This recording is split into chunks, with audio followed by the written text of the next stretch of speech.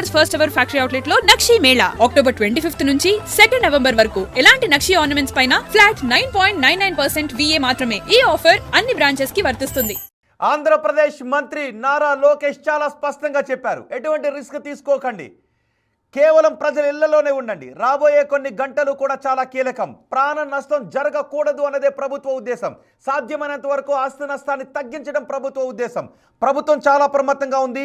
మీకోసం అధికారులు కంటి మీద కునుకు లేకుండా ప్రాణాలకు తెగించి తీర ప్రాంతాల్లో ఉన్నారు. కాబట్టి ప్రభుత్వం చాలా స్పష్టంగా చెప్పింది, ప్రజలెవరూ కూడా అడ్వెంచర్స్ చేయొద్దు, ఇళ్లలోనే ఉండండి. రాబోయే కొన్ని గంటల పాటు ఏమైనా జరగవచ్చు.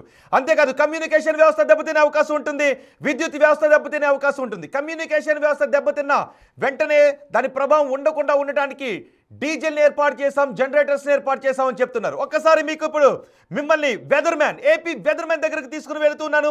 సాయి ప్రణీత్ ఏపీ వెదర్మ్యాన్ మనకు అందుబాటులో ఉన్నారు. మొత్తం తుఫానుకు సంబంధించి నాన్ స్టాప్ కవరేజ్ని బిగ్ టీవీ అందిస్తూ ఉంది. తుఫాను తీరాన్ని తాకి దాటేంత వరకు నాన్ స్టాప్ కవరేజ్ అందిస్తుంది. అంతేకాదు మీరు ఏ ప్రాంతంలో ఉన్నారు, అక్కడ తుఫాను ప్రభావం ఏ విధంగా ఉందో బిగ్ టీవీని చూస్తూ మీరు బిగ్ టీవీ కమెంట్ బాక్స్లో కూడా మీరు కమెంట్ చేయొచ్చు. మీ టీవీలోనూ చూడొచ్చు, మొబైల్లోనూ చూడొచ్చు. మీరు మీ అభిప్రాయాన్ని, అక్కడున్న పరిస్థితులు, పరిణామాలని కామెంట్ రూపంలో కూడా చెప్పొచ్చు. మనకి సాయి ప్రణీత్, మీరు బిగ్ టీవీ స్క్రీన్ పైన చూస్తున్నారు, ఏపీ వెదర్మ్యాన్ సాయి ప్రణీత్. సాయి ప్రణీత్ గారు నమస్తే. నమస్తే అండి. సాయి ప్రణీత్ గారు, ప్రస్తుతం తుఫాన్ ఎక్కడ ఉంది, తీరాన్ని తాకిందా, దాని గమనం ఏ విధంగా ఉంది? ప్రస్తుతానికి వచ్చేసి తుఫాన్ వచ్చేసి తీరానికి చాలా దగ్గరగా ఉంది. అమలాపురం, కోనసీమ జిల్లాలకి చాలా చెరువులో తుఫాన్ అయితే కనిపిస్తుంది. తుఫాన్ యొక్క తీవ్రత అనేది బాగా పెరిగి ఇప్పుడు తీవ్ర తుఫాన్గా తీరాన్ని దాటేదానికి చాలా సిద్ధంగా కనిపిస్తుంది.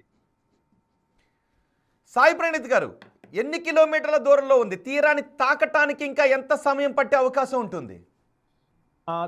ఇప్పుడు ప్రస్తుతానికి చూస్తే లేటెస్ట్ రీడింగ్ చూస్తే మచిలీపట్నం నుంచి మనకు ఎగ్జాక్ట్ గా ఒక 120 కిలోమీటర్స్ నుంచి 150 కిలోమీటర్స్ మధ్యలో ఉంది ఐ అనేది.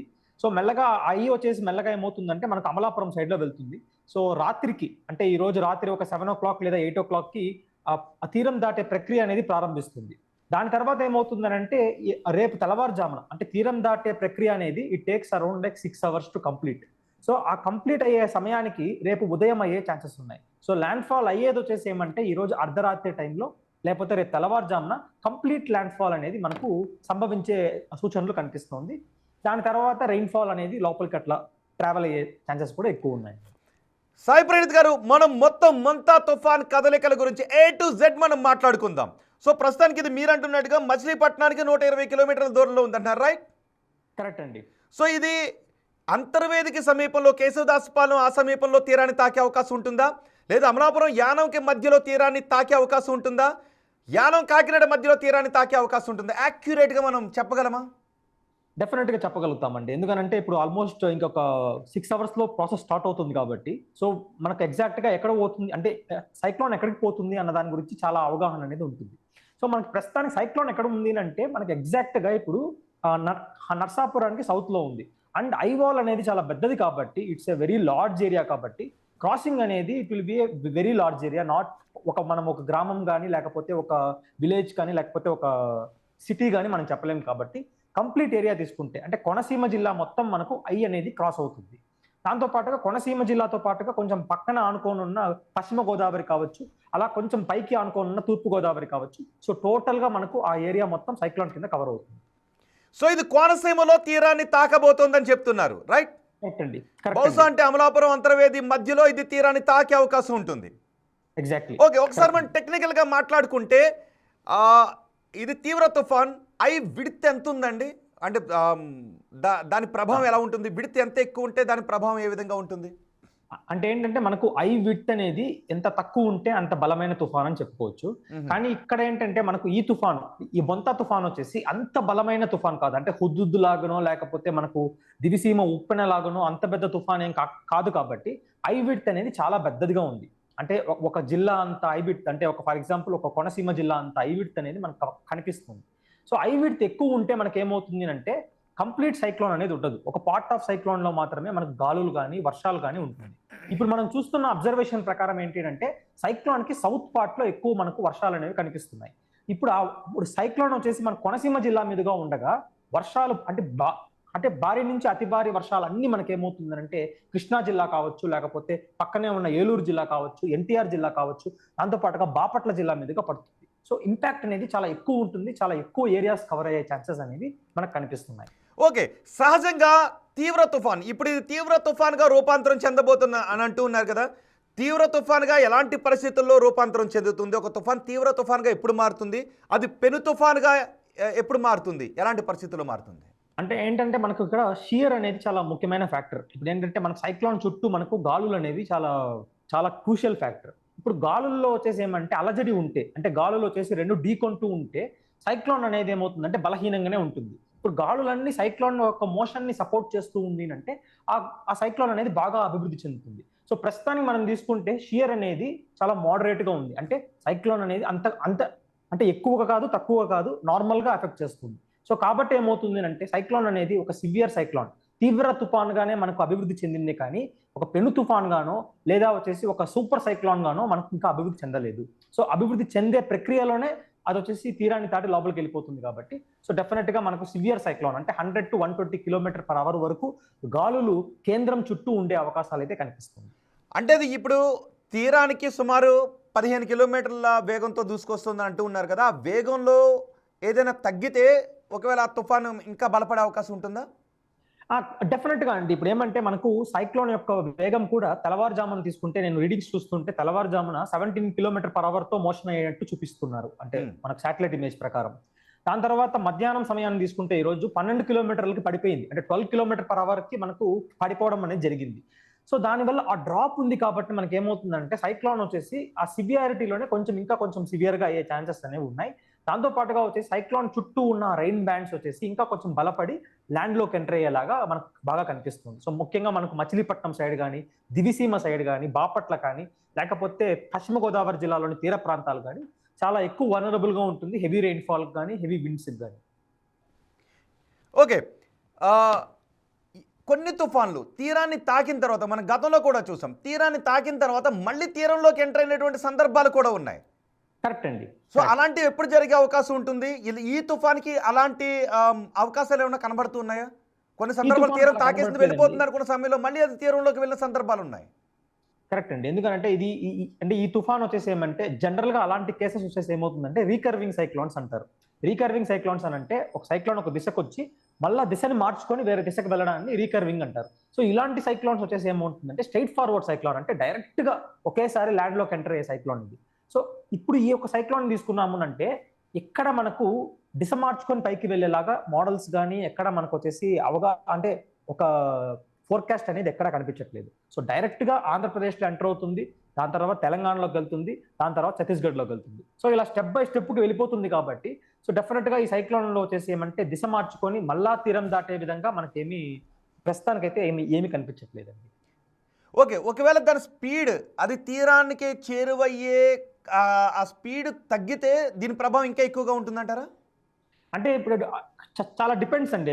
ఎందుకు అంటే మనకి ఇప్పుడు తీరం ఇప్పుడు ఆ స్పీడ్ అనేది ఆల్మోస్ట్ మనకు 0 అయిపోయింది అంటే సైక్లోన్ అనేది అదే ప్లేస్ లో ఉంటుంది. ఫర్ ఎగ్జాంపుల్ 1984 లో ఒక శ్రీహరికోట సైక్లోన్ అని ఒక సైక్లోన్ వచ్చింది. సో దాంట్లో ఏమైంది అంటే మనకు సైక్లోన్ అనేది చాలా స్టేషనరీగా ఉండిపోయింది. స్టేషనరీగా ఉన్నా కానీ దాని యొక్క అభివృద్ధి అనేది నార్మల్ గానే ఉంటుంది. ఎందుకంటే దానికి సప్లై అనేది తగ్గిపోతుంది. కాబట్టి ఒకే ప్లేస్ లో ఉంటే దాని యొక్క సప్లై అంటే కింద మనకు సీ సర్ఫేస్ టెంపరేచర్స్ నుంచి వచ్చే ఆ యొక్క ఆ వేడి అనేది తగ్గిపోతుంది. కాబట్టి సో సైక్లోన్ అనేది వీక్ అయ్యే ఛాన్సెస్ అనేవి ఉంటాయి. సో అక్కడే ఒక చోట్ల ఉన్నా కానీ మనకు బలపడే ఛాన్సెస్ అనేది తక్కువగా ఉంటుంది సైక్లోన్. సాయి ప్రణీత్ గారు, ఇప్పుడు మరికొద్దిసేపట్లో బహుశా 7 గంటలకా మీరు అంచనా వేస్తున్న ప్రకారం తీరాన్ని ఎన్ని గంటలకు తాకబోతోంది? తీరాన్ని వచ్చేసి అంటే మనకి అనేది డెఫినెట్ గా ల్యాండ్ ఫాల్ ప్రాసెస్ అనేది 7 o'clock కి ఈ రోజు నైట్ 7 o'clock కి స్టార్ట్ అవుతుంది. సో ఎట్లో మనకు వచ్చేసి 6 hours పడుతుంది. కాబట్టి రేపు తెల్లవారుజామున ఒక 1 o'clock కన్నా లేకపోతే 2 o'clock కన్నా కంప్లీట్ అవుతుంది. కంప్లీట్ గా ఐ అనేది లోపలికి వెళ్ళిపోతుంది ఆంధ్రాలో. అప్పుడు ఏమవుతుందంటే కంప్లీట్ సైక్లోన్ ల్యాండ్ ఫాల్ అయ్యింది అని మనం చెప్పగలుగుతాం. సో ఆ తర్వాత క్రమక్రమంగా బలహీనపడే అవకాశం ఉంటుంది. క్రమక్రమంగా కంటే ఇంకా మనకు బాగా ర్యాపిడ్ గా బలహీనపడుతుంది. ఎందుకంటే ల్యాండ్ ఇంటరాక్షన్ జరిగింది అంటే మనకు ఫ్రిక్షనల్ ఫోర్సెస్ ఎక్కువైపోతాయి సైక్లోన్ కి. ప్లస్ మనకి ఏమవుతుందంటే చుట్టుపక్కల ఉన్న కొండలు కానీ, మనకు అరకు వ్యాలీ సైడ్ లో ఉన్న కొండలు కానీ ఇవన్నీ ఢీకొనేస్తే మనకి ఏమవుతుందంటే గాలుల వేగం అనేది క్రమక్రమంగా తగ్గిపోతుంది. సో దాని వలన డెఫినెట్ గా సైక్లోన్ అనేది బాగా వీక్ అయిపోయి రేపు మధ్యాహ్నానికి సాయంకాలానికి ఒక వాయుగుండంగా అయి ఎల్లుండి తెల్లవారుజామునకు ఒక అల్పపీడనంగా ఛత్తీస్గఢ్ రాష్ట్రంలో కనిపిస్తుంది. ఓకే, అంటే ఇప్పుడు 90 నుంచి 117 కిలోమీటర్ల వేగంతో గాలులు వేస్తాయంటున్నారు. సో ఈ గాలుల ప్రభావం ఎలా ఉండే అవకాశం ఉంటుంది? అంటే సైక్లోన్ 117 కిలోమీటర్ల వేగం గాలులు అంటే డెఫినెట్ గా అండి. సైక్లోన్ లో వచ్చేసి ఏంటంటే మనకు పైన కింద 2 పోర్షన్స్ లో గాలులు ఉంటాయి. సో పైన వచ్చే గాలులు ఇప్పుడు ఈ సైక్లోన్ మొత్తం మనం తీసుకుంటే పైన వచ్చేసి ఏమంటే మన సైక్లోన్ నార్థర్లీ సైడ్ అంటే నార్థన్ సైడ్ లో ఏమవుతుందంటే మనకు ఉదాహరణకి మనకి తీసుకుంటే ఇప్పుడు కాకినాడ కావచ్చు, లేకపోతే మనకు తుని కావచ్చు, ఇలాంటి ప్రాంతాల్లో వచ్చేసి వర్షాలు తక్కువగా ఉంటుంది, కానీ గాలులు అనేవి ఎక్కువగా ఉంటుంది. అదే మనం సదరన్ పార్ట్ లో తీసుకున్నామనంటే అంటే సైక్లోన్ కి దక్షిణ భాగంలో ఉన్న కృష్ణా జిల్లా కావచ్చు, లేకపోతే మనకు బాపట్ల జిల్లా కావచ్చు, అలానే మనకు పశ్చిమ గోదావరి జిల్లాల్లో గాలులతో పాటు తీవ్రమైన వర్షాలు కూడా ఉండే అవకాశాలు అయితే కనిపిస్తున్నాయి. సో 2 పార్ట్స్ గా మనకు స్ప్లిట్ అవుతుంది. అట్ ద సేమ్ టైం వచ్చేసి ఏంటంటే చాలా మంది ఏం భ్రమపడతారు అంటే సైక్లోన్ క్రాస్ అయ్యేటప్పుడు వచ్చేసి క్రాస్ అయ్యే ముందు ఒక వెదర్ ప్యాటర్న్ ఉంటుంది, క్రాస్ అయిన తర్వాత ఒక వెదర్ ప్యాటర్న్ ఉంటుంది, క్రాస్ అయ్యేటప్పుడు ఇంకో వెదర్ ప్యాటర్న్ ఉంటుంది. సో ఏంటంటే ఫస్ట్ సైక్లోన్ క్రాస్ అయ్యే ముందుగా మనకు గాలులు వర్షాలు అన్నీ ఉంటుంది. సైక్లోన్ క్రాస్ అయ్యేటప్పుడు కరెక్ట్ గా సైక్లోన్ అయ్యి వచ్చేసి మనకు కోస్ట్ మీద ఉన్నప్పుడు గాలి ఉండదు, వర్షము ఉండదు, చాలా అంటే మొత్తం ఆహ్లాదకరంగా ఉంటుంది వాతావరణం. తర్వాత సైక్లోన్ క్రాస్ అయ్యి లోపలికి వెళ్ళాక మళ్ళా గాలులు మళ్ళా వర్షాలనే వస్తుంది.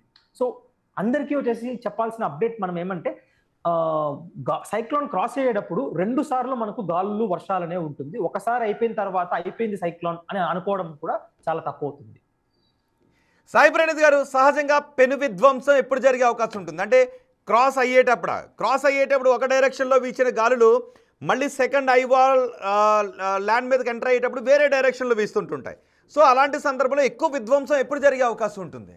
అంటే నాకు తెలిసినంత వరకు అన్ని టైమ్స్ లో ఈక్వల్ గా అంటే ప్రపోర్షనల్ గానే ఉంటుంది. ఇప్పుడు సైక్లోన్ ల్యాండ్ ఫాల్ అయ్యే ముందు గాలులు ఎంత ఉంటాయో సైక్లోన్ ల్యాండ్ ఫాల్ అయ్యేటప్పుడు గాలులు అంతే ఉంటుంది, సైక్లోన్ ల్యాండ్ ఫాల్ అయిన తర్వాత కూడా గాలులు అట్లే ఉంటుంది. సో మేబీ సమ్ వేరియేషన్ ఉండొచ్చు, కానీ నాకు తెలిసినంత వరకు నేను చూసిన దాని ప్రకారం మొత్తం వచ్చేసి ఏమంటే ప్రపోర్షనల్ గా ఉంటుంది. అంటే ముందు సైక్లోన్ క్రాస్ అయ్యేటప్పుడు, సైక్లోన్ తర్వాత.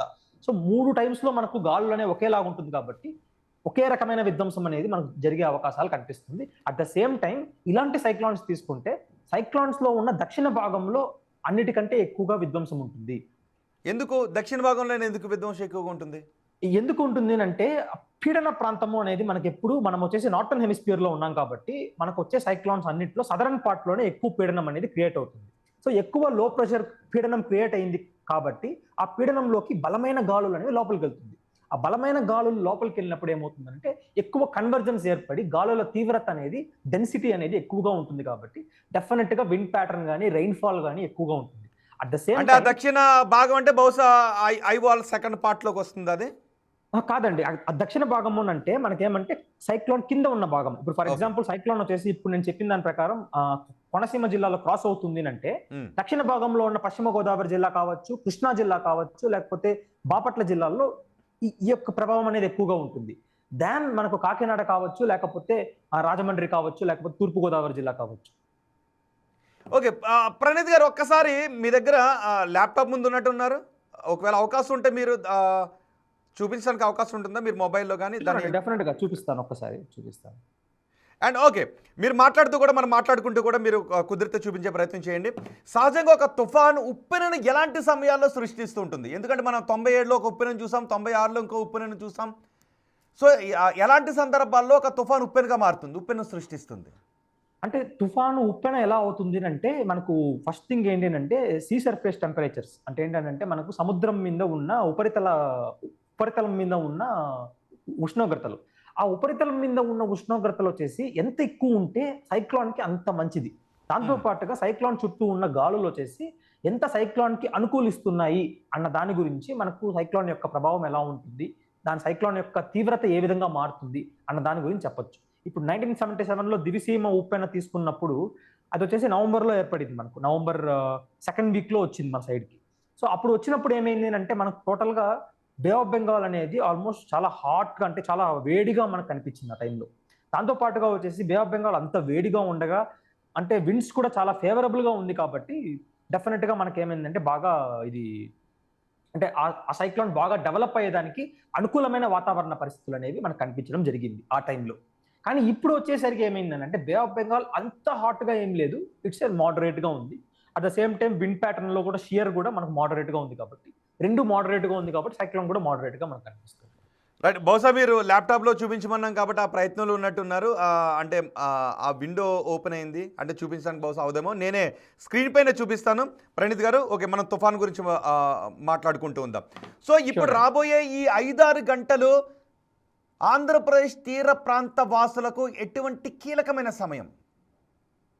ఇప్పుడు ఏమంటే మనకు ఈ రాబోయే 5 to 6 అవర్స్ కోస్టల్ ప్లేసెస్ అంటే ఏమంటే సముద్రం బీచ్ కి చాలా దగ్గరగా ఉన్న ప్రాంతాలు చాలా అప్రమత్తంగా ఉండాలి. ఎందుకంటే తుఫాన్ వచ్చేసి బలహీన పడట్లేదు, బలపడుతూనే మన తీరం దగ్గరికి వస్తుంది. సో బలపడుతూనే మన తీరం దగ్గరకు వస్తుంది కాబట్టి గాలులు కానీ వర్షాలు కానీ అన్ని మనకు తీవ్ర స్థాయిలో ల్యాండ్ లోకి ఎంటర్ అవుతుంది. సో నేను చెప్పిన జిల్లాలు ఏంటంటే మనకు బాపట్ల కావచ్చు, లేకపోతే కృష్ణ, అలానే పశ్చిమ గోదావరి, కొంచెం మన కోనసీమ కావచ్చు, దాంతో పాటుగా మనకు ఎన్టీఆర్ జిల్లాలోని కొన్ని భాగాలు. సో ఈ పార్ట్స్ మాత్రం రాగల 6 గంటల్లో మనకేమంటే బాగా మనకు వర్షాలు అనేవి బాగా ఊపందుకుంటుంది. ప్లస్ మనకు సముద్రానికి చాలా దగ్గరగా ఉన్న ప్రాంతాలు, బీచ్ కి చాలా దగ్గరగా ఉన్న ప్రాంతాలలో మనకేమవుతుందంటే గాలుల తీవ్రత కానీ వర్షాలు కానీ విపరీతం అయ్యే ఛాన్సెస్ ఉన్నాయి.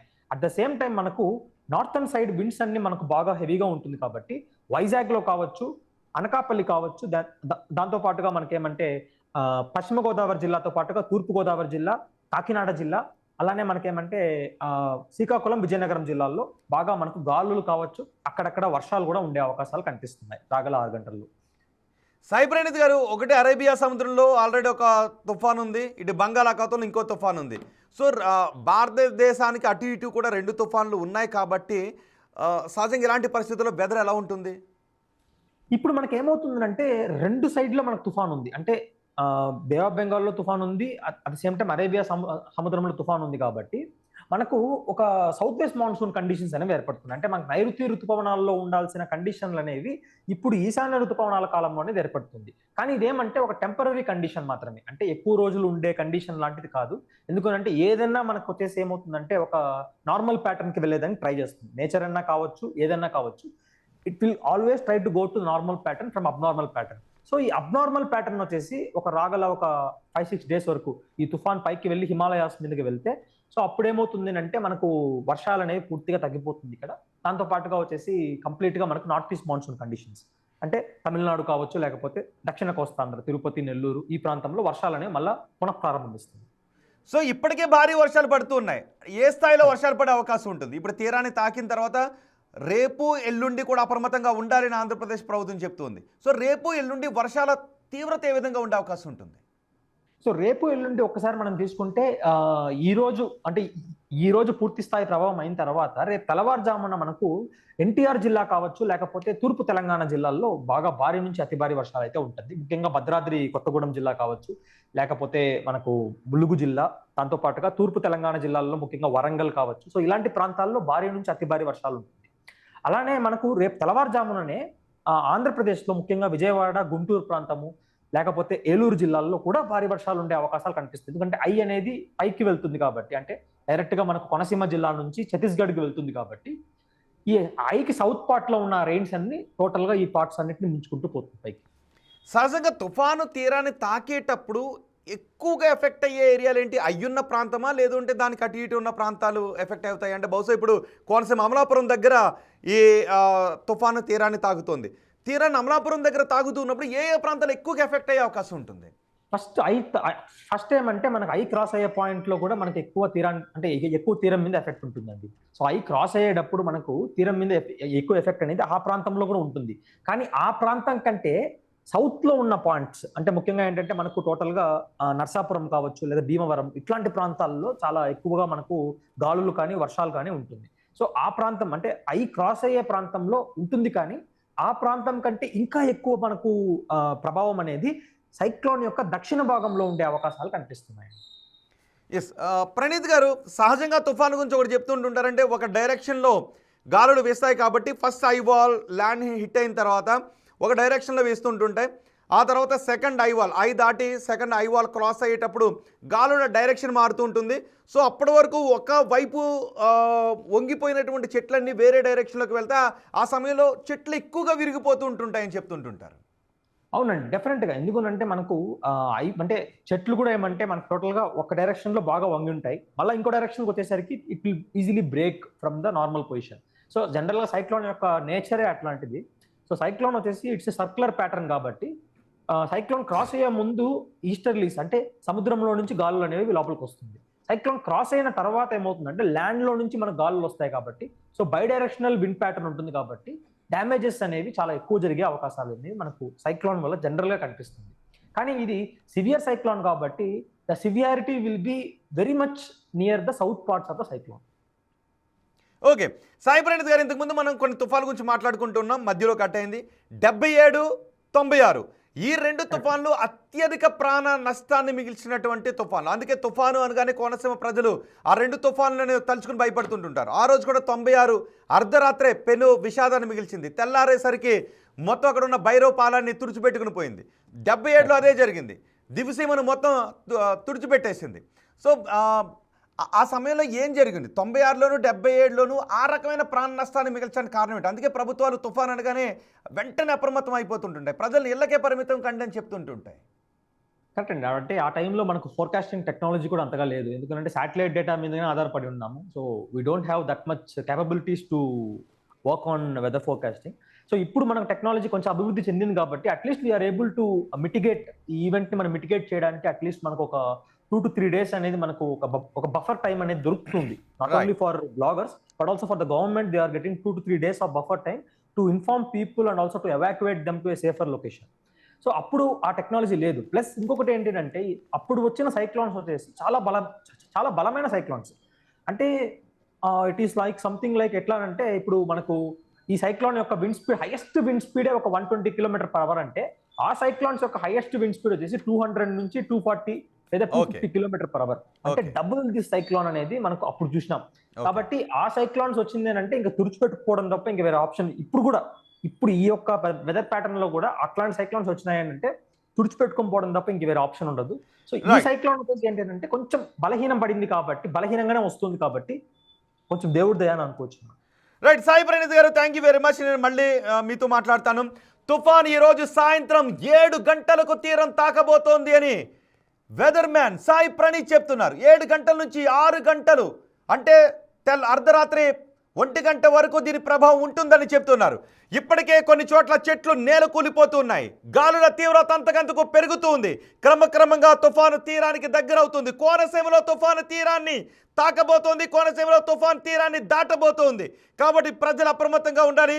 ఈ తుఫాను ప్రభావం గురించి తీరాన్ని తాకి దాటేంత వరకు మొత్తం తీర ప్రాంతంలో ఎటువంటి ప్రభావాన్ని చూపిస్తుంది, ప్రజలకు ఎటువంటి సహాయమైన అందించాల్సిన అవసరం ఉందా అనే సమాచారాన్ని బిగ్ టీవీ నాన్ స్టాప్గా మీకు అందిస్తుంది.